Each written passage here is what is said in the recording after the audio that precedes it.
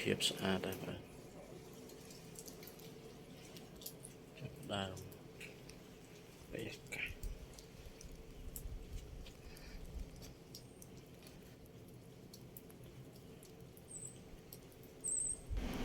សួស្តីបងប្អូនទស្សនិកជនជាទីមេត្រីវេលាម៉ោងនេះគឺម៉ោង6:30 នាទីនៅក្នុងប្រទេសឥណ្ឌាតំបន់មូស៊ូរី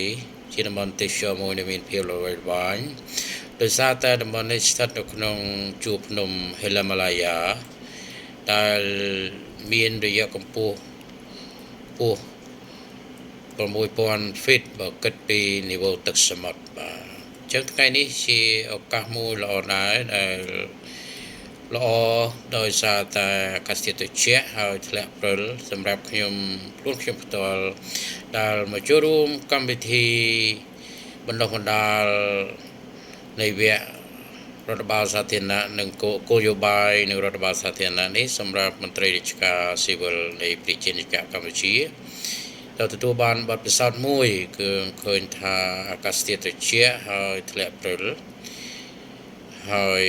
អ្វីដែលសំខាន់នោះយើងឃើញថាទេសភាពដែលពណ៌បៃតងคล้ายមកជាពណ៌សក្បុសដែលគ្របដណ្ដប់ដោយព្រិលធ្លាក់បាទហើយ snow ខ្យល់បក់រវិចបាទបានបន្លឺឡើងដូចជាតន្ត្រីធម្មជាតិផងដែរជាឱកាសមួយដែលខ្ញុំនឹងសកម្មកម្មទាំងអស់ដែលមានចំនួន40នាក់បាទដែលបានអញ្ជើញមកពីក្រសួងផ្សេងគ្នាហើយមកទទួលយកនៅចំណេះដឹងក៏ដូចជាបទពិសោធន៍ដែលតាក់ទងទៅនឹងអភិបាលកិច្ចល្អនិងគោលនយោបាយសាធារណៈនេះបាទនៅក្នុងនេះយើងឃើញថារយៈពេលស្នាក់នៅ6ថ្ងៃនៃសប្តាហ៍ទី1នេះយើងទទួលបាននៅបទពិសោធន៍ដែលតាក់ទងទៅនឹងអភិបាលកិច្ចល្អនេះបាទចំណុចដែលសំខាន់ខ្ញុំសូមលើកយកមកបរិយាយនៅក្នុងនេះគឺថាគោលការណ៍8ចំណុចធ្វើយ៉ាងណាឲ្យការផ្ដល់សេវាកម្ម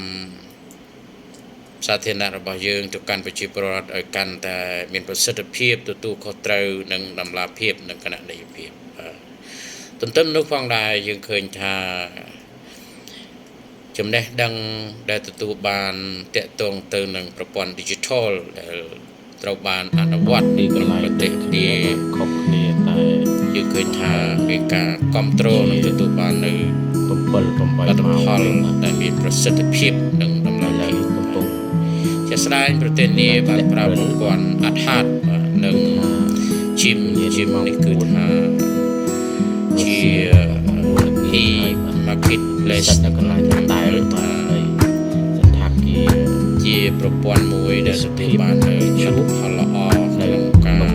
ការកំណែទម្រង់របស់សាធារណៈដាក់ចូលទៅនឹងប្រព័ន្ធ digital ដើម្បីប្រើ